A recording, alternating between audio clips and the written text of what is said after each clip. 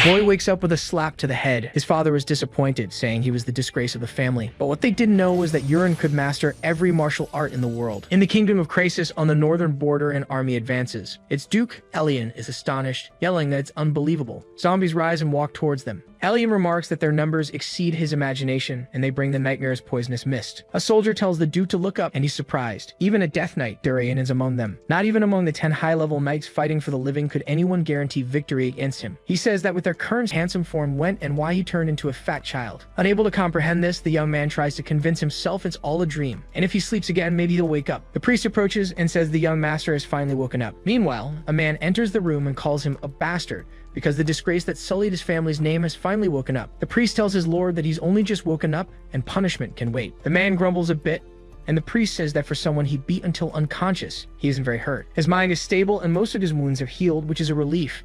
However, the lord shouts that he'd prefer him dead. Because he tried to assault his fiancée, he's a beast. He's 19 now, and it's time to grow up. Even his younger brother has awakened his aura, but the older brother is still fat and without a shred of energy. Yurin repeats this, completely shocked. The Lord turns, warning that once he recovers, he must go to her and beg for forgiveness. Yurin repeats her, and his father replies that it's his wife Ilya, and if she doesn't forgive him, he'll truly be punished, asking if he understands, and the protagonist accepts. The Lord warns that in any case, he must stop bringing disgrace upon their family name. Yurin trembles in fear, wondering if this is his identity. So he must be Wellington Rocks. The Lord is surprised to be called by his name, calling him a brat and slapping his face for being audacious enough to call his father by name. The big guy was beaten for several seconds. The priest tries to calm his lord, but without success. Yurin thinks it can't be. This must be a dream. Regaining consciousness after a while, he stands up, startled. He wonders why he hasn't woken up in the real world. The woman approaches, asking if he's finally awake. Yurin calls out Aaron, and the woman replies, but she becomes confused when he doesn't make any further contact. The protagonist asks if he's stuck there because he messed with Ilya and was knocked out. Aaron confirms, but asks why he's suddenly speaking so politely. Yurin agrees and asks if he really got beaten like that. The woman confirms, adding that to be precise, he assaulted Lady Ilya and she beat him until he passed out. The protagonist curses his life, leaving the girl perplexed, as he shouts that he's screwed, because there was no doubt. Somehow, he'd been transmigrated into the web novel he wrote, but not as the protagonist, instead as the trash villain who shames the main character and miserably loses his life, complaining that this couldn't be his fate. Aaron calls for her young master, but he keeps freaking out, saying this wasn't a webtoon, a word unknown to the woman. Yurin thinks the body he possessed was useless garbage. No talent, no skill, no effort, living only for his family's prestige. He loses his fiancée to the protagonist.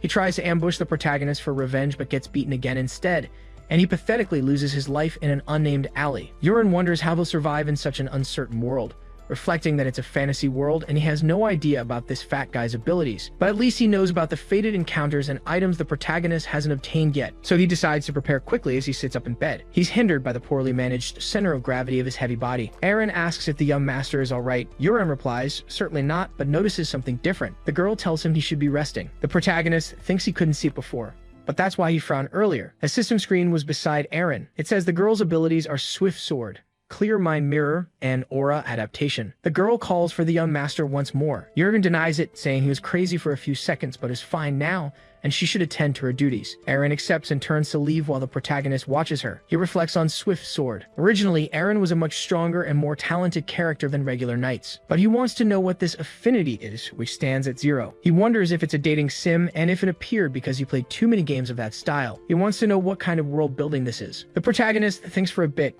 considering Yurin's normal behavior and the non-negative affinity. But that wasn't the important part. Seeing his own body in the mirror while waiting for the system screen to appear. He yells yes, and looks at his status screen with the Eye of Creation skill and 4 heavens of the Tang clan. Thinking he has some special abilities, but among them, the 4 heavens of the Tang clan skill. It was from that wuxia webtoon he loved because the heroine was extremely beautiful. It's the clan that specializes in poisons and hidden weapons. The world building was a mix, but he decides to wait, because if he gains the martial arts of the 4 heavens of the Tang clan, he'd have a great chance to survive there. This was a martial art from a renowned sect in the 4 heavens province in wuxia novels, known for various poisons and specialized in silent assassination. He wonders why it's here if this is supposed to be a medieval fantasy world, but this means he can unlock his abilities. Wellington walks to his room, until Aaron calls for her lord. He asks if his son has woken up, and the girl confirms. Wellington asks what he looks like. Aaron replies he doesn't seem completely well yet. He fell when he tried to stand, and his general condition seemed poor. Wellington says Father Elio told him the wound wasn't deep, but his son seemed a little strange, because before, if he'd been told to beg Ilya for forgiveness, he would have thrown a tantrum, But now he strangely just accepted it. His personality hasn't changed, he was just stunned. Tomorrow he'd probably be furious, seeking revenge against Ilya. Aaron says her young master will gradually get better. Wellington turns away annoyed, leaving the girl shocked. He says that even he, his own father, had given up on him. But the girl still believed. He should feel bad for the girl and let her live her life as a knight, wondering how hard it was to stay beneath him.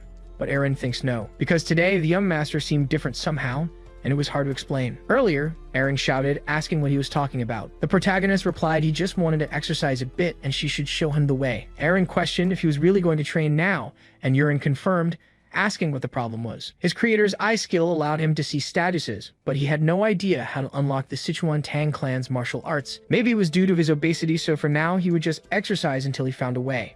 Aaron thought this mansion was gigantic, the size of several stadiums, and he was already exhausted. But if he tried to exercise in his room, his fat would just keep coming back to bed. He definitely needed to cut out exercising at home. Also, all the servants he encountered showed extreme disgust towards him, but considering how Aaron used to be, he couldn't blame them for it. They continued walking, and Aaron asked if they were close yet. Aaron replied they were almost there. This was the third training center, and most knights used the first and second ones. Aaron suddenly noticed someone in front of him. He saw that the affinity was -91, with chances of sending him to his coffin. This man was Rekka Alian, who called out to the young master, questioning what brought him to his training hall. Aaron recognized him immediately, and the man laughed, saying it was an honor that the young master still remembered him. Aaron agreed and looked at the sword, startled. Then he suddenly called for Aaron. He questioned if something had happened between them. Aaron asked if he didn't remember. A few years ago, when the Marquis forced him to train, the furious young master called Rekka a squire. Rekka swung his sword while laughing, and after that, the Marquis gave up on making him train. Aaron yelled that it was hopeless. Rekka looked at him out of the corner of his eye, thinking, this hopeless piece of nothing. Aaron decided he would run away. He wanted to know if there was another training hall, as he wished to use one alone. Aaron said this was the 4th hall, but it was so far away, and the materials were poor, so it was probably empty. Aaron replied it was perfect and he should go there because if he was going to lose weight, he needed to do it properly. The bodyguard agreed and told him to follow. She showed him the 4th training hall, and Aaron was breathing heavily from the walk. He looked down, seeing an equipment table, and thought that the Sichuan Tang clan specialized in throwing knives. So he decided he should try looking at the targets in front of him. Aaron aimed at one of them and moved the dagger to the height of his face. Moving his arm back, he launched it with all his strength. But the dagger just bounced off the floor, failing to hit its target. He complained about having thought he could unlock it, but then he noticed Aaron behind him. So he made an excuse, saying he was just playing around. He should build basic stamina first, and decided he would run a few times around the hall. He would train on his own, so Aaron could do as she pleased. Wellington questioned this, utterly incredulous, because Aaron had gone to the training grounds and started working hard. It was strange, and he questioned how long it would last. 3 weeks passed, and the Lord said that for 3 entire weeks, he hadn't stopped training. The young man had lost a lot of weight, and his appearance had changed noticeably. As expected of his son, without all that fat, he was truly handsome. He wondered if he had truly matured. In the protagonist's castle, he thought he had lost a lot of weight, but the Sichuan Tang clan's technique refused to unlock. He would try for a month, and if it didn't work, he'd just steal some of the protagonist's lucky encounters. Aaron suddenly arrived, saying she brought dinner, and the young man thanked her. It was Shireen's she embraced and called out to Kana, warning that it would take a little more time. Kana asked why, since he had said he would name him last month. The Lord confirmed, but she had probably heard as well. Recently, it seemed Aaron had finally come to his senses, and he was the eldest son of House Rocks. If he truly put in the effort, he could be a good successor. Kana said it was true, and she'd heard a lot as well. She was worried, but he seemed to have recovered at least, which must be a relief for her husband. Wellington said it was funny to think that after being beaten by his fiancée, he really woke up. But Kana questioned what he would do about the successor. The Lord replied that Aaron had only been training for 3 weeks, and it was better to watch for a little longer. But he promised that if Aaron reverted to his old ways, he would immediately give the heir title to Colin. Kana said she would go to her room first, and he should finish his work quickly. Finally, leaving the Duke's room, she bit her lip in anger. She called Aaron's name and told him to just wait and see. Back in his room, the protagonist was impressed that he had unlocked the skill. He then stated that the Sichuan Tang family specialized in poison, and the condition to unlock it was to ingest poison. But pausing to think, he looked at the soup's status again. It had an icon, and he wanted to know what was above it. Looking at it made the text scroll down. He saw that it even showed a Hanyang herb used for paralysis. The young man seemed excited, and Aaron looked puzzled, wanting to know why the young master wasn't eating. Aaron replied he would eat and brought another spoonful to his mouth. As he chewed, he thought for a moment longer, wondering who put the poison in it, as Aaron usually wasn't defeated by poison. Something had changed the flow of the story, and now that he thought about it, something hadn't happened yet. He remembered his father alongside Colin. He wondered why his father hadn't officially named Colin as heir yet, and if it was because he had started training. In any case, this in the food probably came from that side. Swallowing the last bit, suddenly, another system screen appeared in front of him. It warned that the conditions for the weak paralysis poison had been met. The young man announced he had finished eating. "This was so good it made me want to cry." Aaron was shocked. Yurin said he wanted to be alone for a while and asked if she could leave. The bodyguard simply agreed. She told him to rest as she would see him tomorrow, and Yurin agreed, bidding her good night. When she left the room, the young man turned to the mirror. He said he would now check on the Sichuan Tang clan. He commanded the creator's eye to appear at once. The system showed his status in the synchronization rate, which had dropped to 97. Yurin said it was a smart interface, and if he focused only on the part with a plus icon, he saw that he now had poison, martial arts, and hidden weapon skills. First, he decided he would check on that. Only the weak paralysis skill was unlocked, but he had no internal technique. The protagonist said there were many poisons and he should scroll down as far as he could, until he saw that the final poison was invisibility. This means he must unlock the initial ones first, as it's a leveled system. To achieve the most basic ability, weak paralysis, he needs an internal technique. It made sense as the Tang clan of Sichuan used internal energy to store poisons, and now he would check the martial arts. There were 3 martial arts options: the Black Poison Arts, Thunder Needle, and the Divine Energy of 10,000 poisons. Yurin said it was an easy choice, especially for a Wuxia fan. The Black Poison martial arts focus on poison, the Thunder Needle martial art focuses on hidden equipment, and the Divine Energy of 10,000 poisons technique takes longer to improve, but it allows him to enhance both his poison and hidden equipment. Choosing that technique right away, the system channeled energy into him. Yurin said it was unbelievable. The technique's mantras were simply etched into his mind. He had to try circulating the energy right now. Taking off his shirt and sitting on the bed, he gathered energy in his danshin. The young man noticed a strange flow throughout his body. This must be Kuai. He had to guide it through his meridians and store it in his danshin to build his internal strength. The next day, the young man finished his concentration. He exclaimed it was incredible. Those martial arts novels weren't lying about training all night without sleep. This was reality and he didn't feel tired at all. But the fact was, his body was full of energy. He could feel a flow of hui around him. He could tell how many birds were outside the window without even looking. He also felt a warm energy in his danshin, and now, if he circulated hui in his head without a mirror, the status window would open, showing he had 1 star in the technique. The protagonist felt a familiar aura outside the door. He looked there until Aaron opened it, calling out to her young master, as she had come to wake him. But since he looked untouched, he must not have slept. Yurin replied that it just happened that way. She responded that it wasn't good and he should rest for today's training. The protagonist denied it, saying he was already going. He felt incredible and was in great condition, so he had to train. Aaron agreed and informed him she would prepare breakfast first. She left the room, wondering when the young master had started gaining muscles. Outside the training grounds, Yurin approached the daggers on the table. He muttered, "It's true," as he picked up a dagger. He prepared to throw, but then noticed something different. In front of his eyes was a crosshair, just like in first-person shooter games, so he would aim precisely at the target. Moving his body quickly while Aaron watched, concerned, Yurin launched the weapon, and it hit the target, releasing a purple aura. He then said he really did it, and the guard was impressed. The protagonist also released the system's hidden weapons. Aaron called out to the young master, questioning what he had just done. The protagonist replied that he didn't know either, and thought the results of last month's training were starting to show. She responded that there was no way, becoming utterly shocked. Yurin reflected that it was the first time seeing her like this and wondered if he should try again. He held the dagger once more. He thought that when he threw at something, it felt as if his internal energy surged from his danshin, and it was good because this time he would throw faster and stronger. He threw it once more at the target, embedding the dagger. The target even shattered. Aaron was utterly astonished by this, and the protagonist kept a smile on his face. He thought that having aim like a game was basically using a hack. Believe it or not, back in the day, there was a first-person game called Battle Attack, and he won the Internet CAF tournament. Aaron questioned what on earth that was. The protagonist wanted to know if she felt anything different about him, and the guard repeated her question. She said yes, and besides the fact that he had lost more weight than yesterday. She couldn't really say, and the protagonist questioned her about losing weight. Aaron confirmed it, saying he had been training every day and drinking Chirine soup, but today he had changed more noticeably. The protagonist was confused and wondered if she couldn't feel the internal energy flowing in his body. This meant that in this world only he could use internal energy and nobody could detect it, so he had gained incredible power. He chuckled, wondering if he should continue practicing. He hit the target twice in a row with extreme ease. He said this time he would try something different. He embedded one dagger into the handle of another. He declared it perfect, astonishing his guard once more.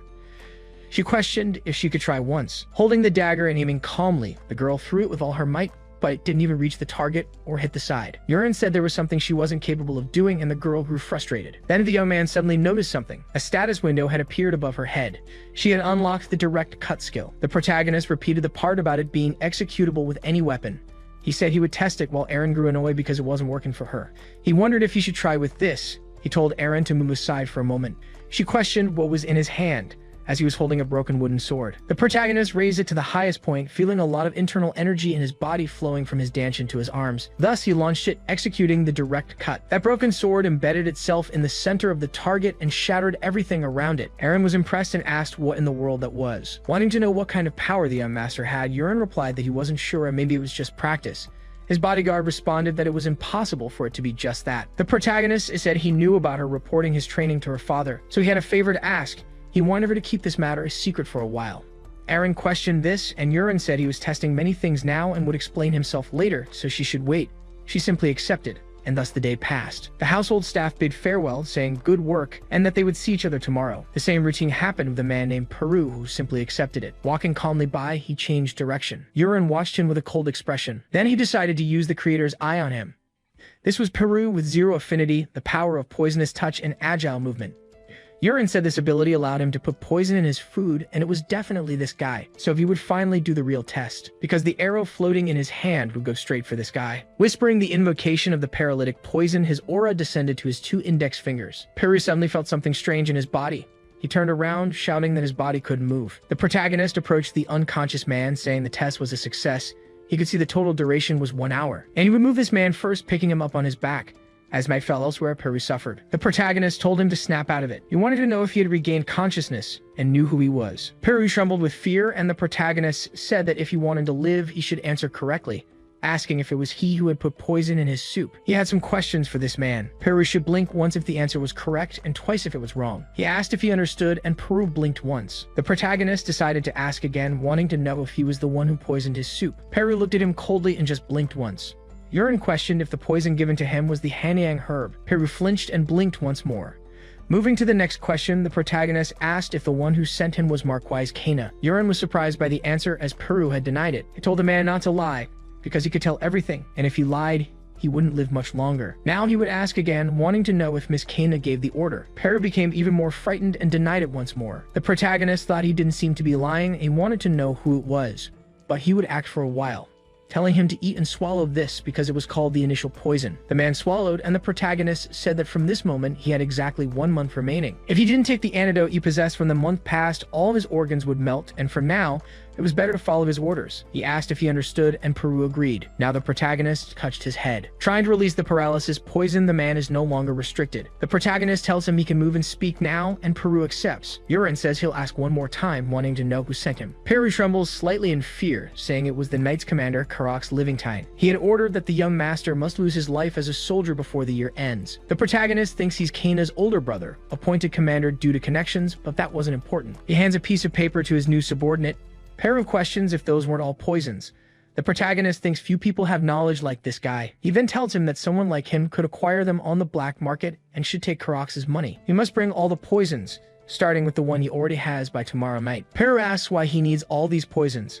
Euron replies, asking when he gave him permission to ask questions. The subordinate merely understands hesitantly.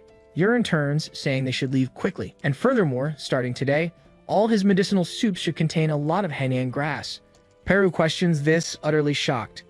Back in his room, the protagonist says that was incredible, and martial arts are truly strong beyond measure, and he still fell for his initial poison where he just gathered several leaves and Peru believed it. But anyway, for now, he needs to quickly master the martial arts of the 4 heavenly tangs. If things went differently, then he wrote, terrible events would occur around the world. After a full day passed, Peru calls for the young master, informing him that he brought all the poisonous herbs he had on hand. Leaving some ginseng and leaves on the table, the protagonist says this was Hanyang grass, the reverse green creeper, and the other was a crow ink leaf.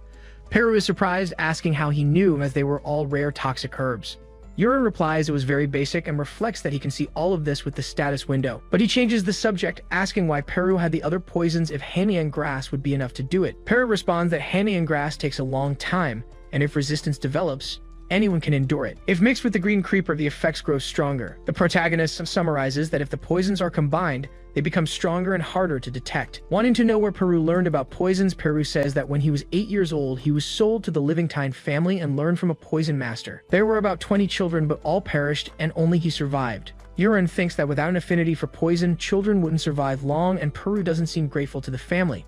So he gained a useful person, saying he did well, and that was all for today. Peru thanks the young master and wishes him a peaceful night. The protagonist is left alone in the room, thinking it was time to begin. With those poisonous herbs there, he would eat them all, bringing one to his mouth. The protagonist feels as if he's going to vomit from the taste. His system notifies him that all poisons have been ingested and there is great danger, so he must meditate and ascend to level 2. The protagonist takes a deep breath, trying to concentrate with all his might. After another day passed, Eren knocks on his door, telling her lord that it was already morning. She notices that the young master had already woken up and is surprised, because the young master was sitting on the bed, meditating. She questions what on earth had happened to his body. The protagonist manages to reach 2 stars and acquires the draconic treasure martial art and 3 more poisons. He then awakens with a smile on his face. She wants to know what in the world happened to the young master, but she smells a strange odor and complains about it. The protagonist simply accepts it and scratches his head. He reflects that it was true. When internal energy and martial arts advance a level, a lot of impurities are removed from the body. He then walks, saying it smells a bit, and he should open the window. Eren asks him not to do that and goes straight to the bath. As the day progresses, she leads the young master's way. Eren laughs, seeing that he was learning the movements of the Draconic Steps martial art, an optimized movement and evasion technique used by the Tang family. He can't believe he's learning something that only appears in novels. Thinking he'll just imitate the movements for now, Eren calls for the young master and turns, wanting to know why he was suddenly walking like a drunk and what was wrong with his body. The protagonist replies that he was fine and she shouldn't worry. Laughing as he walks from side to side, Eren questions if he was really okay, because he was going to training hall 1 today, and there were many knights there. The protagonist confirms he will certainly be fine. He was just curious about how the other knights train, and she didn't need to worry about him. Eren warns that they were almost there. The knights train arduously, swinging their swords from top to bottom and from side to side. A knight is surprised and questions who that person was, because that woman was the eldest young master's servant, but they want to know who the handsome young man behind her was. People are astonished, remembering that the young master lost tons of weight from training. Wanting to know what kind of magic he used to go from being a nobody, the protagonist thinks it doesn't matter if these guys whisper quietly. His internal energy allows him to hear everything. Eren points to a guy in the hallway focused on training who seemed to be a knight apprentice, but his posture was excellent, and he would probably become a novice soon. These movements were basic forms of rocks fencing, so the young master should observe carefully, while Euron notices that guy. He was Clyde, a key character in the novel who becomes the protagonist's ally. He had never written his past before he was found. Clyde swings his sword from top to bottom, and Euron thinks it was interesting for him to be in a place like this. A good opportunity would come later anyway.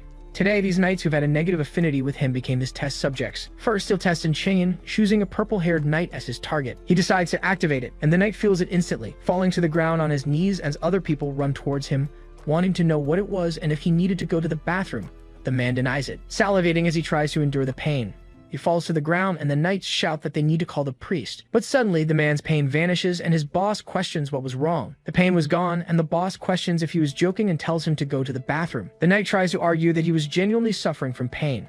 Euron says it was good, and this time he'll activate the soul disintegration mist, which causes fear and confusion in the target within range. Suddenly, a knight hears a bang because the man in front of him had turned into a terrifying demon. Eren sees the men fallen on the ground, shouting for the demon to go away. She questions why they were like that. In his nightmare, the man faces a demon and a skeleton trying to take his life, cursing it. But suddenly, everything vanishes. They ask what that was suddenly. Euron thinks he can't let them lose, and that was enough testing for today, as it was impressive. So he announces he'll go back for today. Eren questions if he's retreating so early, and the protagonist replies it was noisy there, and he would go to Hall 4 as planned. On the way, and meet a girl. She says a guest for the young master had arrived. Miss Ilia Marcus had come to see him. The woman at the window says that this time she will truly break Euron's resistance. Turning to the protagonist, who merely calls her name. The girl suddenly blushes, and Euron questions if she had arrived yet. Ilia doesn't recognize him and asks who he was. Earlier, when the maid called and announced that Ilia Marcus was waiting, the protagonist thinks it was his strong-willed fiancé coming to visit him. It was probably this time when she demanded to break off the engagement, but Euron kept refusing and telling her not to think like that. The young man says the situation can't be helped. Back in the room, the protagonist replies that it was him, Euron. The girl is surprised, and he says it's been a while. Elia says she heard the rumor about him losing weight from training, but thought it was obviously false, because it hadn't even been 2 months, and he had changed so much. The protagonist says it was because he worked hard, leaving Ilia confused. After being beaten, Euron thought for a long time. Then he decided to change his life. Ilia asked if he wanted to fight back for revenge, but the young man refused. He knelt grateful to her because she had helped him come to his senses, and he was truly sorry for what happened. He said he would accept if she wanted to break off their engagement because of it. She simply asked who he was, as she didn't recognize him. Euron replied that he was the former nobody of the Rock's family. Again, he apologized deeply for everything he had done. Elia was surprised by this. The protagonist thought, to be honest, it wasn't his fault, but the original owner of this bodies. The reason he was asking for forgiveness was specific. Elia wasn't just a simple heroine. She possessed the Sword Queen ability, which only further enhanced her swordsmanship. Later, she would save the fallen protagonist and even defeat the final villain, all thanks to her ability. That's why, even if the engagement was broken, it would be beneficial to restore their relationship and make her his ally. But Ilya told him to stand up, questioning if he was serious about this. Yurin replied yes and promised, but the girl refused. She demanded he swear on it, all while emanating a terrifying aura. The protagonist thought it was a suffocating pressure, and he had seen this scene somewhere before. Ilya said he didn't want to live as he did before, and if he broke the agreement, she would beat him. The protagonist was confused, as the original Ilya had said this to the protagonist. Either way, he couldn't breathe, murmuring about the myriad poison of the electric divine art. Ilya was surprised as the protagonist stood up. She questioned how he resisted her aura, but the protagonist accepted and swore to it with a sweet smile on his face. Ilya became embarrassed and turned to leave, saying she would keep an eye on him. If he messed up one more time, they would break the engagement, no matter the reason. The protagonist was surprised they hadn't ended it yet. At the Lord's castle, Wellington asked if she had found Yurin, and the girl confirmed. He questioned if she had made her decision.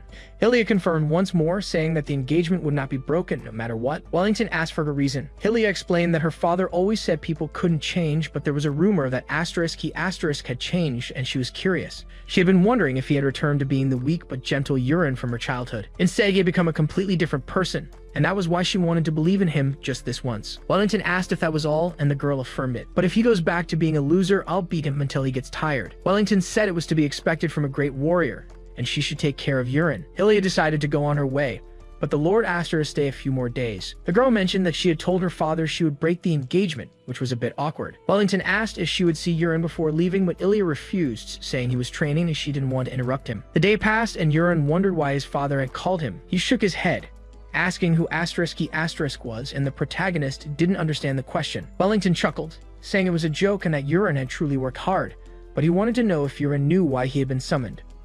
Yurin asked if it was about the start of his night training. Wellington said he was right and had become sharp-witted too. Now you will learn the Rock's family's swordsmanship, he declared. The protagonist then called the Marquis, saying he had something new to tell him. His father asked about throwing arts, as Yurin wanted to learn that instead of swordsmanship. The protagonist confirmed the information, and Wellington replied that it was unacceptable. Such vulgar skills were used by bandits. With that technique, he wouldn't even come close to earning a knight's armor or defeating a low-level monster like a Borak. Yurin then suggested they make a bet whether he could hunt a Borak with a dagger.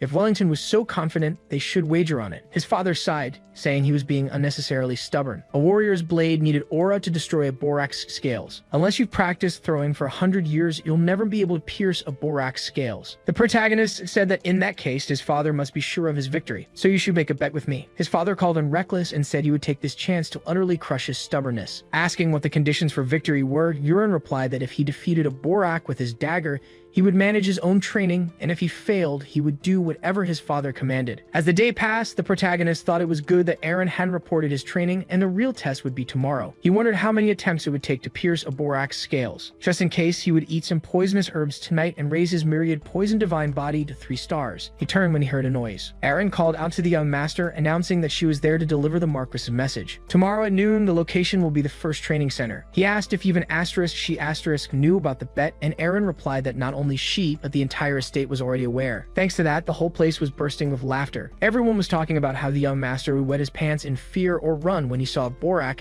having a great time discussing it. After all, the young master continued to be public enemy number 1. Yurin said, in that case, all these people will be watching tomorrow. Aaron confirmed, saying the Marquis wouldn't stop there and the training center would be completely full. The young man grumbled that it was the price of fame, but he wanted to know what Aaron thought would happen. The girl said it would probably be young master's day to shine. His myriad poison divine body technique reached 3 stars, and the great hour of the test arrived. The people cheered, shouting either against or in favor of the young master. Yurin said it was truly embarrassing. His father started the event by asking if his son was ready. The young man confirmed, but mentioned there was a huge audience. Wellington said he had only told his wizard, but somehow the news had spread to everyone. You should try not to be ashamed of it. The wizard announced he would begin and use his low-range summoning magic. Yurin thought he would finally see magic with his own eyes. A lightning bolt suddenly struck the battlefield, with a creature taking shape amidst the smoke. The protagonist thought there was something even more incredible than that, seeing a monster he had created as an author right in front of him. A Borak, a sea monster, 1.50 meters tall. The people thought they shouldn't look at it. It was terrifying. The protagonist was impressed. This was exactly how it looked. This monster, the Borak, was something that had come to his mind while he was eating purple fish sashimi and was full of ideas for monsters. If not for its legs and arms, it would even be a little cute. The monster charged toward the young man. Yurin merely noticed the attack and dodged, moving to the creature's back. The people were impressed, and the Lord said it wasn't over yet. The Borak turned, completely bewildered. The protagonist thought it had just charged without even thinking. But it wasn't as fast as he had imagined. First, he would see how tough its scales were, drawing a dagger. Then he noticed something different. There was a target-like mark indicating a weak point on the creature. The protagonist decided to try, swinging his arm to throw the dagger. His Kue channeled into the blade, striking the creature's weak point. The Borak suddenly felt a sharp pain, falling to the ground defeated, preventing any further entertainment for the audience. The protagonist grumbled, thinking it had fallen in just one hit. The people were impressed, and even Wellington was utterly shocked. Everyone shouted in favor of the young master, saying he had really done it. The young master had defeated the Borak, and it was so cool. They applauded him until a voice called out, "Yurin, you brat," questioning how on earth he had done it. The protagonist said he had aimed carefully and hit the correct spot. His father complained that he couldn't accept this because a Borak had been defeated by a simple dagger, and that was impossible. The protagonist questioned if the great Marquis Rox would go back on his word. His wizard called out to the Marquis, saying that under the Borak's arm there was a spot without scales and the young master had hit it. Wellington complained it was pure luck, but the protagonist said a bet was still a bet. His father asked for just one more round as he would add another promise instead. If he won this time, whatever he asked for would guarantee a wish. But if he lost, he would have to go back and learn fencing as they agreed, and the protagonist was excited about it. His father said that this time his opponent would be a knight, not a Borak. He asked if he would accept the challenge now. The protagonist said yes, and that it didn't matter to him. He thought quite the opposite, for this was his chance. He would face the commander of the knights, Karox, wondering if this could be his opportunity to break that guy's arrogance. But he still wanted to keep Peru's poison and should let him go for now. Wellington said that a fully trained knight would certainly be too much for him to handle, so he would put an apprentice in instead, and that would be fair enough. The protagonist thought about it, wondering if he could choose the knight. He chose Clyde as his opponent. The man walked toward the arena with his sword on his back. Then he said the Marquis had called for him, and Wellington remarked that he seemed very confident. He was going to give Clyde a task. The apprentice accepted, saying he would carry out any command from his lord. He told him to straighten that boy out, and Clyde turned around. The young master merely waved at him, leaving the fencing apprentice completely bewildered. Wellington asked what was wrong and if he wasn't confident he could do it. Clyde denied it, stating he would do as ordered. The protagonist told him not to worry too much. He'd only throw 3 daggers, and if Clyde blocked all 3, he could claim victory. Wellington questioned if he saw the boy's arrogance and insisted he teach him a real lesson this time. Clyde readied his sword, and the protagonist circled the arena. The knights told him that if he lost, he'd have no dinner tonight and would have to run 100 laps around the training grounds. A person in the audience with a feminine voice said the young master could do it. He thought whoever that was, they were rooting for him. Clyde then called out to the young master, announcing he was ready, and Yurin turned around as well. He prepared his first dagger, intending to start by putting out the lights, but he noticed something strange. Compared to his previous fight with Borak, Clyde had many more openings. If he landed a hit on one of those, he could finish him. He wouldn't let that happen, so he hurled his first dagger. He would simply advance directly. Clyde said good, and tried to defend with his sword. He was forced to retreat about 4 steps because of it. People wondered what that sound was. It seemed like a cannon blast. Wellington told him to wait and noticed the dagger falling to the ground. He picked it up, wondering how such power could come from an ordinary dagger. Clyde trembled in fear, his sword having been pierced. The protagonist asked if he was warmed up now, as he'd seen what happened if he dropped his guard. He warned him to be ready because this time he'd throw everything he had, emanating a pressure that made the knight in training tremble. The protagonist thought that even after all this, Clyde was still a main character. He wouldn't lose this way, and Yurin decided it was time, preparing his dagger for a direct strike. That tremendous blast happened once more, approaching the knight. Clyde tried to counterattack with his long sword, but an immense booming collision filled the arena. As the smoke began to dissipate, the people looked astonished. The Marquis couldn't believe the outcome. Clyde had fallen to his knees. He trembled with fear now, his sword broken into 2 pieces. Then he dropped it, leaving Marquis Wellington speechless. He called out to Yurin, saying they needed to speak, just the 2 of them. The protagonist said the match wasn't over yet. 1 dagger remained, and the Marquis questioned this, since that had been enough, but Yurin decided he would ask Clyde directly, calling Clyde to lift his head. He called out to his young master. The protagonist asked if he would end the battle like this, and if someone who wanted to become a knight would accept such humiliation. Whether it was victory or defeat, he should swing his sword until a clear end, for that was a knight's way. He then shouted that he would ask Clyde one more time if he was going to give up like this. The knight murmured a bit, calling out to the young master, but he demanded they bring him a new sword to use. Standing up and emanating energy, he declared he wouldn't back down this way. The knights were astonished, and the Marquis wondered how a novice could awaken his aura like this. Yurin thought that, as expected, at this opening point, Clyde's berserker ability manifested. Now he could test higher-level techniques. The opponents stared at each other for a few seconds. Clyde called out to the young master, telling him to throw his dagger. Wellington inwardly denied the situation. For such an aura to manifest, it was a talent on the level of a high-ranking knight. Wondering what Urien would do, the protagonist simply replied that it was good, taking his last dagger and putting all his strength into it. He threw it in a completely awkward manner toward the man. Clyde wondered what that was and why it was so slow this time, shouting that he was just messing with him. Then he tried to cut the dagger, but it merely swerved past his sword. He was bewildered, and Wellington became aware of the situation upon seeing this state. The dagger was embedded in Clyde's side, coming close to piercing his bones, causing the knight great pain. He fell to the ground. People wondered what that was. It was so slow. Clyde should stop exaggerating, they thought, wondering if he was going easy just because it was the young master. The protagonist thought there must be more internal force embedded in it this time, causing intense pain. His father called Urien, letting him know they would talk later, because he had won the bet today. The protagonist cracked a smile. Clyde suffered from the wound on his shoulder, but the protagonist touched him, telling him to wait a moment, using energy absorption. Clyde noticed the pain fading away. He thanked the young master for it, and Urien said it was nothing. The knight asked for his forgiveness. He explained that at first, when the dagger flew so slowly, he thought the young master was underestimating him. But it wasn't that at all. It was a precise technique. Not even a master could acquire such a technique in so little time, so he must have been hiding his true strength. He asked if there was some secret faction targeting the Marquis family, and if that was why he'd been hiding his strength until now. It was no wonder it seemed strange that only the young master was left behind. It was a noble sacrifice. Urien thought this guy always loved conspiracy theories. Clyde, meanwhile, said the young master had shown a commendable attitude. When he fought against this secret organization, if he ever needed Clyde, he should just ask. The protagonist wondered when his favorability had gotten so high, so he accepted, saying they would meet again later, thinking Clyde was a simple berserker with a good nature. Clyde told him to trust him, for he would spread the word that the young master was never trash and would make sure everyone heard the rumors. Staying close to Clyde could be useful, as one day he'd be able to complete missions alone, and that would be beneficial. Erin said the young master had worked hard, and Urien thanked her. She spoke about his last technique, saying she'd never seen anything like it. The protagonist said it was a new skill and asked what she thought of it. Erin said that watching it, her mind wandered to how she would have lost if she had faced him without seeing it first. But now she was sure she could block it. The protagonist thought she wasn't bluffing, and among her abilities, she possessed the Tranquil Mind Mirror trait, which was rare and powerful. Urien replied that she had been training as a knight since she was a child, and if she hadn't let down her guard, she would have become a knight. He asked if she was satisfied with the way things were now. Erin didn't understand why the question was so sudden. As the day progressed, Wellington rested in his office. The protagonist entered the room, asking why the Marquis had called him. His father said, "It's just us. When it's just the two of us, you can call me father.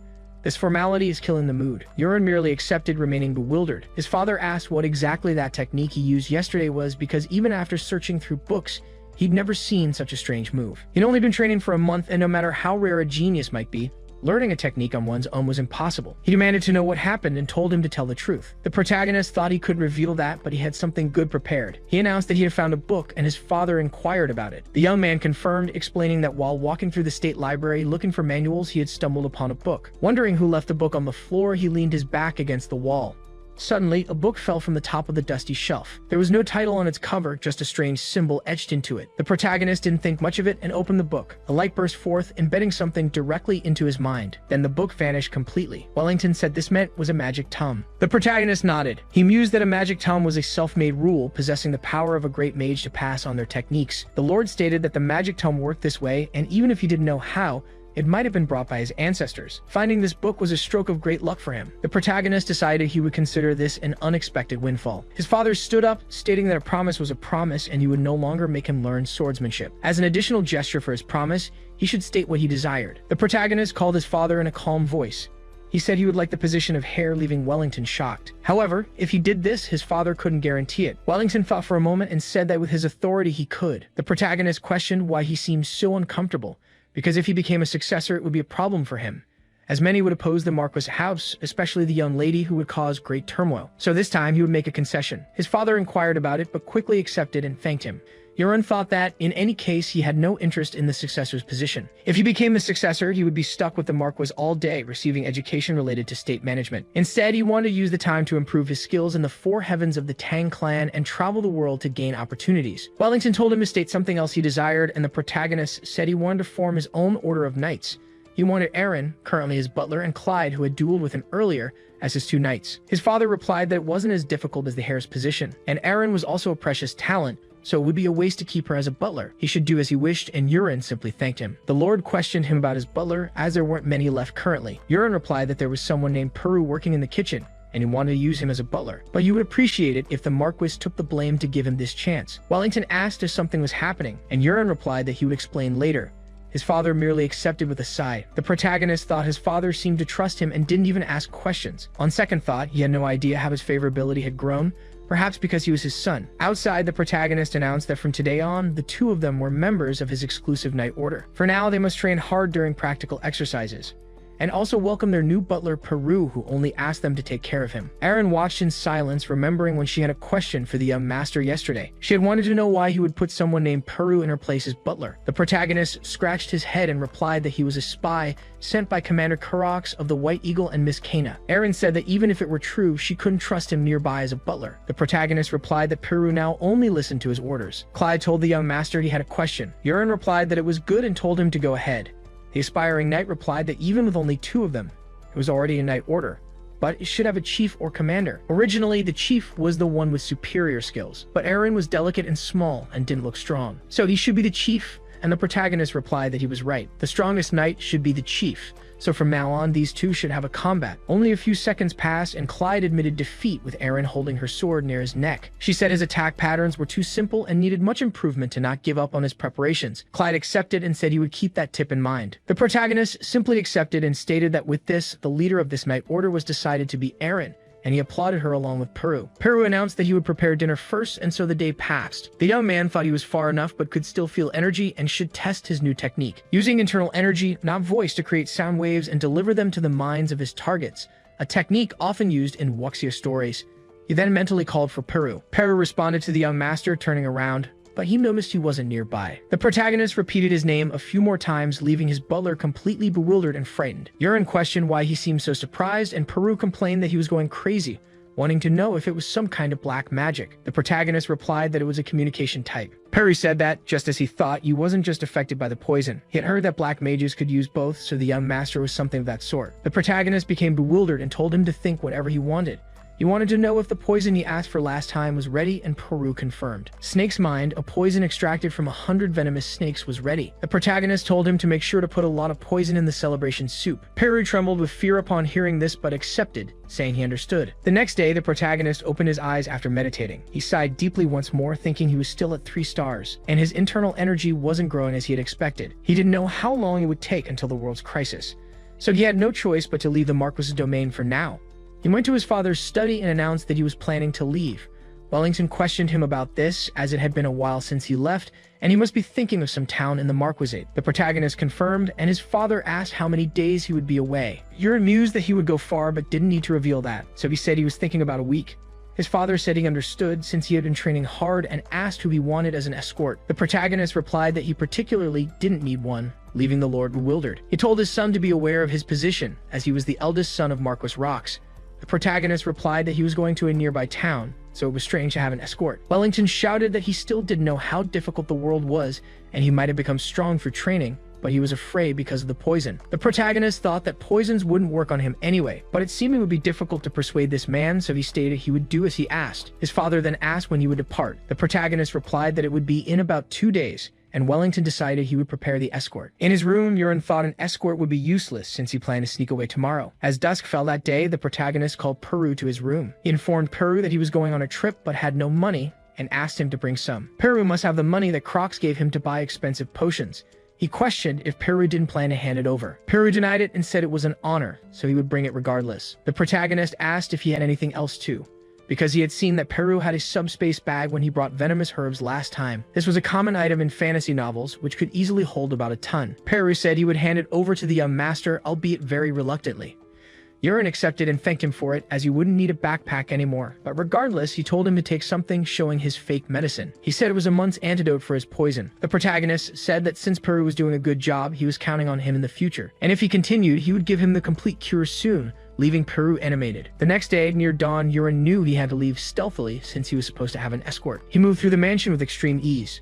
The young man thought that, as expected, there was no one around. A gardener noticed the young master and greeted him because he had woken up very early today. The protagonist merely acknowledged it. Thinking that he felt a lot of power emanating from this benevolent-looking, green-thumbed gardener, he decided to use his creator's eye. But he was surprised by what he read. For the rest of the day, the protagonist noted it was his first time away from the Marquis castle since leaving it. He noticed something different: the magic tower.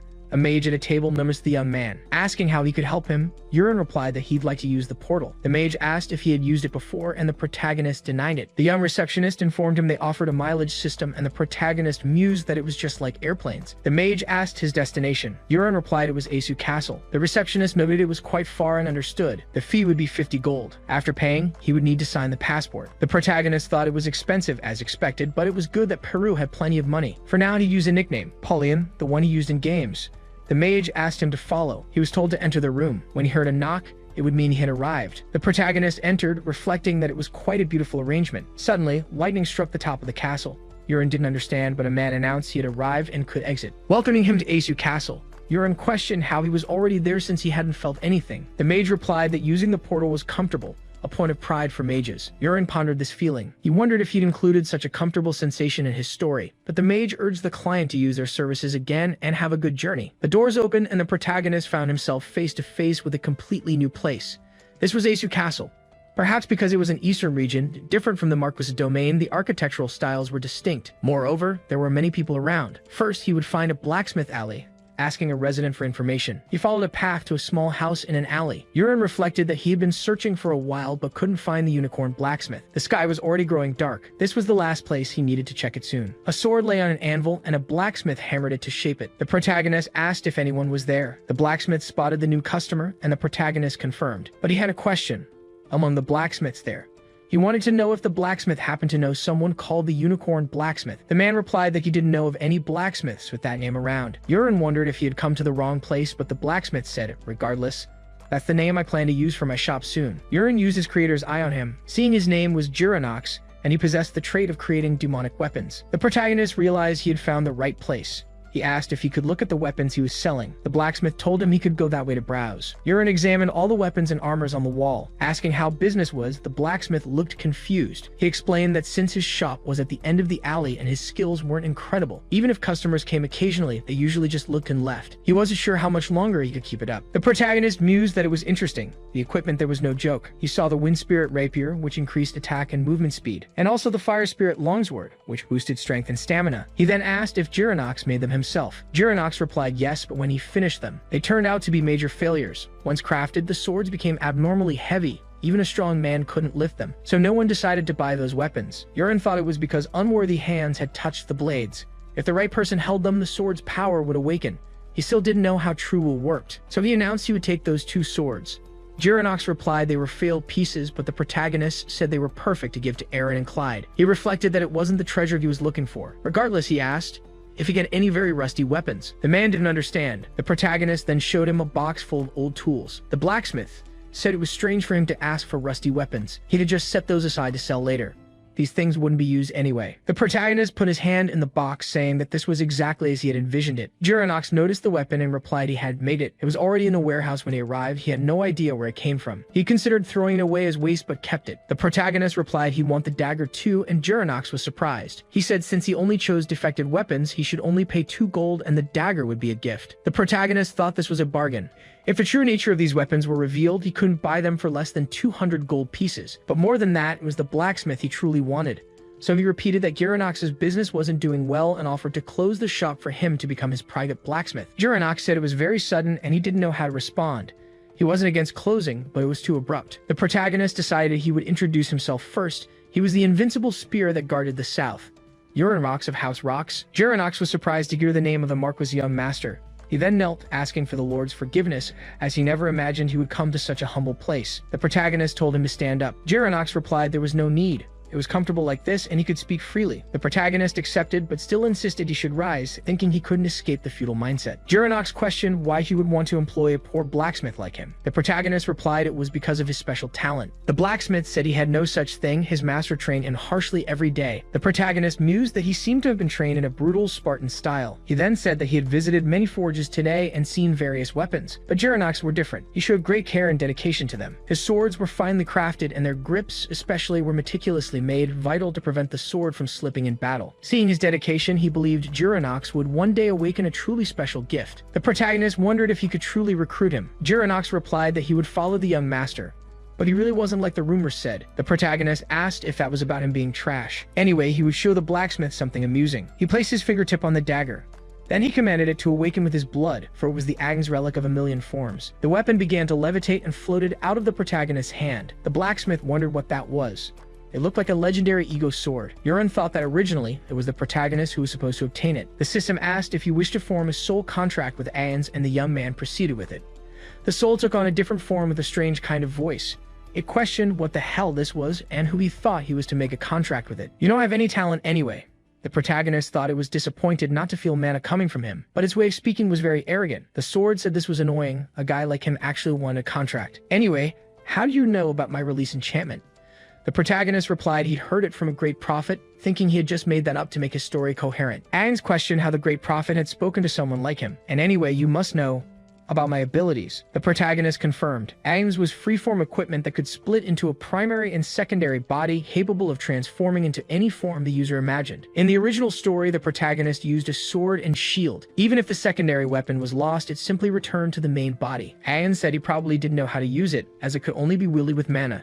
He should give up because of that. The protagonist watched in silence. He commented that she was the noisy type. Pointing at the weapon, he thought he could use it like a ring. Aang said it was hot and felt like it was melting, while the protagonist thought the internal energy worked well with mana. In any case, he called for Jiranox.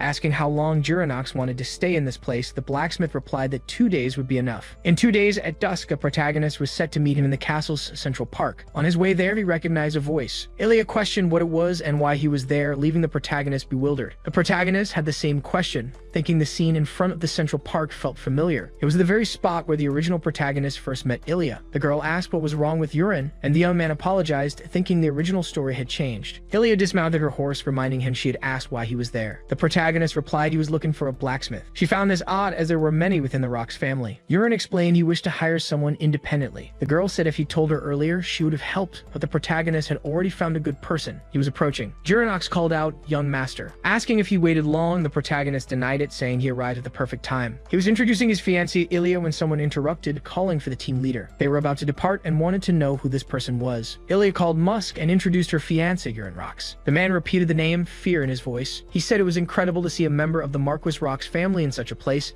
identifying himself as the commander of the Marcus family's 5th Night Division. Musk Malone was his name. The protagonist said it was good to meet him. He reflected that he already knew enough without Musk's full explanation. To put it simply, Musk was a pathetic extra with a boring personality. As Musk and his knights were moving, children blocked their path. The protagonist intervened, and a fight broke out. Ilya appeared just in time, stopping everything, and thus their relationship began. But the important part of this was, the protagonist accompanies Ilya in battle and saves her from a deadly situation. But he can't simply find the protagonist again. So he has no choice, he can't let her lose her life. He called the girl and asked where she was going. Ilya replied that due to the growing waves of orcs around Asu Castle, her knights were ordered to subjugate them. The protagonist said he had a favor to ask in this situation. He wanted to go with her, and Ilya questioned his reason. The protagonist explained that as someone in training, he sought real combat experience and wished to test his skills. Ilya said it could be dangerous, but the protagonist simply accepted, saying he was good at running. The girl paused to think. She accepted and ordered Sir Musk to provide a horse. He tried to argue they weren't going on a casual trip, and even with the orcs, they couldn't let their guard down, especially since he felt no mana from Yurin and had no obligation or desire to protect anyone. Ilya called Sir Musk once more, stating it was an order and he should stop talking and just do it. Musk murmured his acceptance, saying he would prepare everything, and if it was an order, he would just do it,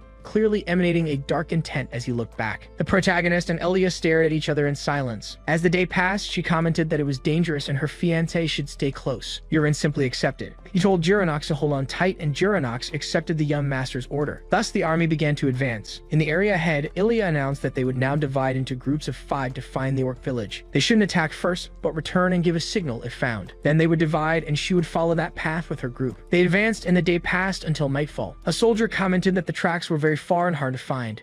It was getting dark, and he wanted to know what to do. Ilya said they had no choice. For now, they would return. But a sudden noise swept over the group. It was a flare signal, and there was one from another path too, repeating in other places. Ilya asked how many they had seen now, totaling 5, but Yurin thought it was 4 and he hadn't counted. The leader decided to go to the northwest desert first, so they began to ride in that direction. Ilya noticed something upon arriving near. All her soldiers were lifeless. The members of her group were astonished. Even the armor had melted, and they wondered when it hit them. Ilya ordered them to move forward towards the flare signal from the south, so they rode in that direction with extreme haste. She noticed the same thing upon arriving there. All her soldiers were lifeless. Her companion warned that they should move to the next area quickly, but Yurin interrupted, saying they couldn't go now. Ilya questioned this and called her husband's name. The protagonist warned that the orcs were hunting the soldiers one by one, and at this point they have no chance of victory. They should stop the operation and send a flare signal to gather forces there. Her soldier told him to be quiet, claiming he knew nothing about advancing in such a formation. He claimed everything was a mess because of a punk like him. Yurin recalled that in the original story, the protagonist was also accused. He was cursed by readers for making them eat sweet potatoes because of it and was now suffering from PTSD. Musk claimed Yurin knew nothing about battles, but the protagonist told him to shut up, leaving the soldier completely shocked.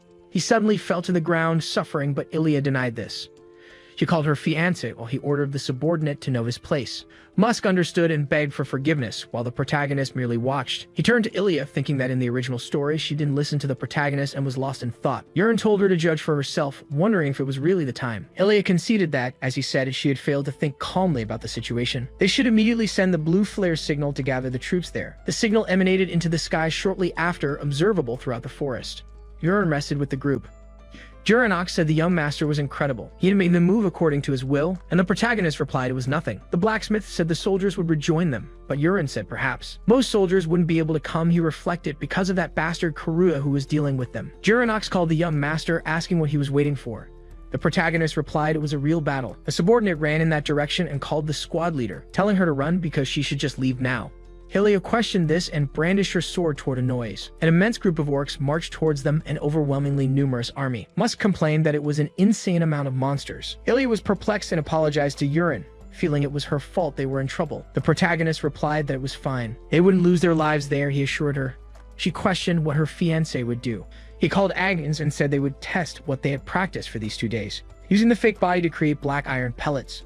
The 3-star ability he obtained from the body but hadn't had a chance to test was the black iron explosion. Then he threw the pellet towards them, emanating immense energy. The ball merely hit the orcs' axes, and they started to laugh, until an explosion occurred and engulfed the entire area. The numbers decreased significantly with just the protagonist's strike. He waved his hand, making the black iron explosion return, thinking that Agnes' ability had energy with her skills. The other orcs decided to advance against the young man, but he simply launched the ball, causing another immense explosion in the area. Ilya questioned what he had thrown. The protagonist said they were black iron spheres and would explain in detail later. However, the number of orcs had greatly decreased. Ilya questioned what her army was doing because they can win. Now is their chance, and they should defeat the remaining orcs. Advancing against the creatures, Ilya managed to separate one of them. Her subordinates, with much effort, managed to attack the other. One of the watching orcs was astonished, but then he came face to face with a reddish figure this time. Looking up in fear, the figure then grabbed his head with its hand. Ilya and her army suddenly turned. She questioned what this thing was. It was an absurd size, with that creature having exploded the orc. The protagonist thought it had finally appeared. That was Karuta, the legendary orc warrior. If they didn't capture this arrogant one today, everyone would lose their lives. Karuta let out a roar that tormented everyone in that area. Bracing his sword on the surface, he leaped towards Ilya. The girl shouted that she needed to dodge, but her husband held her back, asking why she was standing still. He pulled her away from the attack's impact. He said they had almost lost their lives.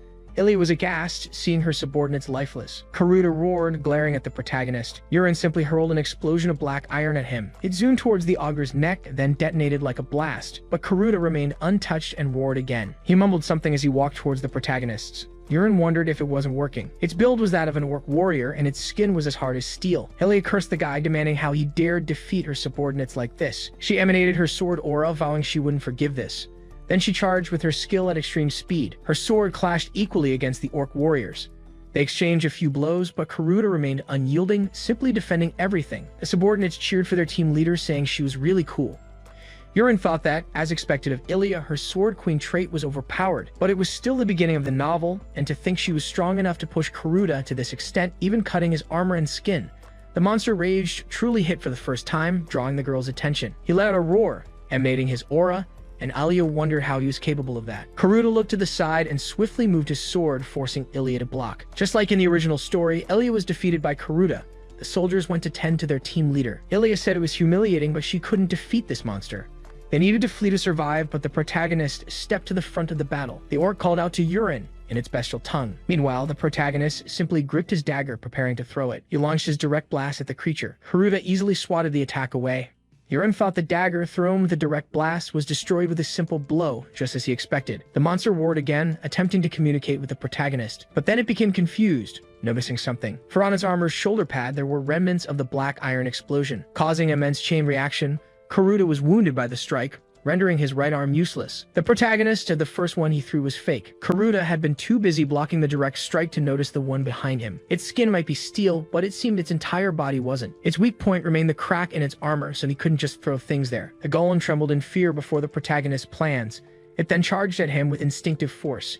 It attempted a horizontal slash, but Yurin managed to dodge. The monster tried to attack several more times, but was always evaded. Yurin moved his dagger, asking what it intended to do. Just then, another explosion hit the creature. The protagonist said it was only afraid of this, but he had no intention of letting it capture him easily. The orc turned to look at Jiranox.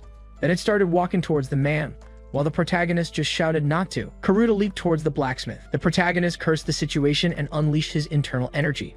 He had to save him somehow. He poured as much internal energy as he could into his draconic treasure steps. The monster tried to hit the blacksmith, but the protagonist intercepted with a speed that left trails. That blast hit the ground hard, and Karuta turned. Ilya said it was impossible.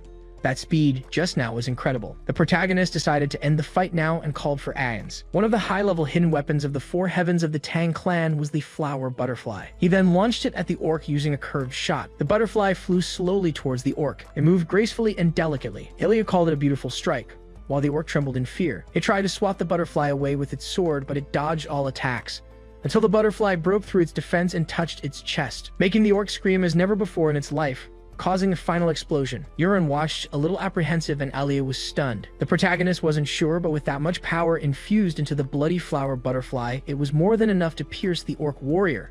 It was truly overwhelming. Musk said he fell, and they won the battle. Ilya turned, saying it wasn't over yet. There were still smaller orcs remaining. She ordered her army to finish them off. Jiranox thanked the young master for saving him, and the protagonist reflected that the first real battle had safely concluded. That night, at the army camp, the protagonist asked Ilya if she was hurt. She replied she wasn't fine, but since she was in his debt, she couldn't complain. The protagonist said it was fine if they helped, and it was natural, given what she asked earlier. He didn't train in swordsmanship, but in hidden equipment, leaving the girl puzzled. The protagonist confirmed it, as the explosive sphere and the butterfly at the end were his hidden weapons. She found it unbelievable. It was incredibly powerful. Yurin mused it was hard for her to accept. He was sure she'd spent her whole life thinking the sword was the best weapon, but her horizons had just expanded. A knight informed the captain that he had prepared a magic bag. Ilya accepted, saying they might not be able to find all the bodies now, but they should at least take the leader. She plunged her sword into Karuta's body. She stood up, remarking that its size was incredible. If they tried to put it straight into the magic bag, it wouldn't fit. Ilya said it was fine, they were made for guarding, so they shouldn't feel bad. But as night was falling, they should return now. They then moved on horseback as Musk met the captain. She asked where he had been. The fire signal had happened a long time ago. The man seemed puzzled and said they were ambushed by orcs far away and were delayed because of the fight. Ilya understood but wanted to know where the others were, as only two remained. Musk replied that they had been defeated, and the orcs were stronger than expected. But the captain demanded to see the bodies and ordered them brought to her, while the knight tried to change the subject. He walked towards her as Ilya continued giving orders. Then he announced he would explain their initial positions first, until he stealthily drew a dagger to try and attack Ilya. But the protagonist intervened. Musk fell to the ground. Yurin said he claimed to be fighting orcs, but there wasn't a drop of green blood on him. He was clearly collaborating with the creatures, leaking information from the start. Musk questioned how he found out. Ilya drew her sword, saying that's how it worked. The man tried to say the Malone family had great achievements serving the Marcus family, but she simply dismissed it as nothing. She told him to stop, slashing again, and so the night continued. At the noble residence in Isu Castle, Jiranox woke the young master, calling him a few times. Yurin got up, asking what he needed. The blacksmith said it was almost lunchtime. Also, Captain Ilya was here to see him. The girl appeared, wearing a black dress, asking if her fiancé had slept well. The protagonist was utterly baffled. He questioned what was with that outfit. Ilya replied that Yurin should come to her house. Her father had ordered her to bring him along, and she asked if he would come. The protagonist thought that up close, calling her the most beautiful woman in the world wasn't an exaggeration, and he said he definitely would. Ilya said she'd wait for him out front, and he should get ready to leave. Yurin started to reason a bit. He noticed her favorability had only grown since he helped her once. Outside, the protagonist called Ilya and apologized for making her wait. The people outside glorified the Irons visited her territory. The protagonist thought the scenery changed in a blink, feeling a bit dizzy. Jiranox questioned if all noble families had such immense residences. Anyway, it seemed the protagonist was called for a meal. In the original story, the protagonist only ate Chirine's suit from the Marquis's domain every day, but today he would finally taste real noble cuisine. The Marquis welcomed his son-in-law, telling Yurin to enter. Yurin tried to bow, but the Marquis told him to just sit as no formality was needed. The young man simply accepted and sat opposite Ilya. Marquis said he should first thank him, because before being his fiancée, she was his daughter, and he was grateful for him saving Ilya's life. The protagonist said it was nothing much, just something he had to do. Then the meal was brought to them. The protagonist waited anxiously for it to be revealed. That was the Marquis family's special Chirine soup. The Marquis said that similar to the Rock's family, they had their secret recipe and their tradition was to eat Chirine after a battle. So please, he should enjoy it, and Yurin thanked him for the food, trying to convince himself that he was capable. Suddenly, as they ate, the Marquis questioned when they planned to marry. The protagonist was confused, and the Marquis said it was about his daughter. Yurin thought it must be a test. The Marquis probably disliked him since his affection was -10, even after saving his daughter. So he replied he would marry now if he could, and Ilya was embarrassed by this. The protagonist continued that he was not yet the family heir, and his troublesome past made people look down on him. To be worthy of Ilya, he would change himself, and once he became heir, he would take her as his wife. The Marquis questioned if he thought this was possible, as he heard his younger brother was considered a genius. Did he really think he could surpass him and become heir? Yurin replied he was certainly capable. The Marquis laughed, saying he truly had changed, just as the rumors claimed, and he would support him. But he changed the subject, mentioning that before Yurin arrived, a message came from Wellington. His presence had already reached the Rock's family, and someone informed him via magic communication. The protagonist questioned what his father said Ilya and defeated an orc warrior. The protagonist replied that he'd only had a bit of luck. His father understood, saying he would hear the details upon his return, and wanted to know when he would come home. Yurin decided he would return the day after tomorrow. His father warned him to bring his brother when he came, leaving the young man shocked. The Marquis said Yurin would leave early tomorrow, but it would be good if he stayed a few more days, and Yurin replied that he wanted to. However, his father had given him a task. The Marquis said it was a pity, but he would provide him magic portals so he could travel comfortably. Yurin sighed a little but decided to refuse no matter how grateful he was. He was at a level where he needed to improve his skills by training himself, and it would be better not to relax with a teleport. The Marquis said he truly had become a different person. He was excited to discover how strong Yurin would become, and the protagonist thanked him. Ilya smiled at that response, and Yurin thought she must have liked it. Outside, the protagonist thought he had a reason not to use the Marquis family's teleport. Jiranok said the way to the capital was in the other direction, and Yurin had said they would go there. The protagonist announced that he needed to stop at a place before that, a large mountain next to the Marquisate known as the Dragon's Clearing. Jiranok questioned this, saying he wanted to go there before heading to the forge. He asked if the young master would also make a wish, but the protagonist denied it. Instead, he would take possession of a treasure, thinking it was something the original protagonist would find later. They continued walking through that place. The cave, called the Dragon's Clearing, was the home of the species in ancient times. His subordinate commented that it was early, but there were many people. He asked if there would really be a treasure there, but the protagonist said it was false and the world was full of secrets. So Jiranox should follow, as they were going to the front of the mountain, and Jiranox accepted. They walked, and the blacksmith breathed heavily, commenting that there was nothing there. The protagonist wondered if this was it, the entrance he had configured in the shape of a car door. He looked around, the ring ended there, and behind that wall, he felt the energy of people. Now they were praying to the two of them. The protagonist decided they would look at the treasure anyway. Pushing the handle beneath the altar, an entrance opened, and Jiranox said it was unbelievable. All of it was 3 bags of gold coins. Yurin picked up a box, thinking that this was more valuable than the coins. It was the warrior's jade with a rebirth effect, essential for becoming stronger. They moved forward, and Jiranox questioned where they should go. Yurin replied it was to the magic tower in Heisu Castle. The blacksmith said that even at this hour, many people were still praying out front. Then the young man noticed a calm presence and pressure. He used the creator's eye on that woman. However, nothing happened, and the protagonist thought she only appeared later in the novel. Jiranox questioned what that was. The protagonist wondered how her aura was so powerful. She was an existence he couldn't defeat now, so he needed to get out of there very quickly.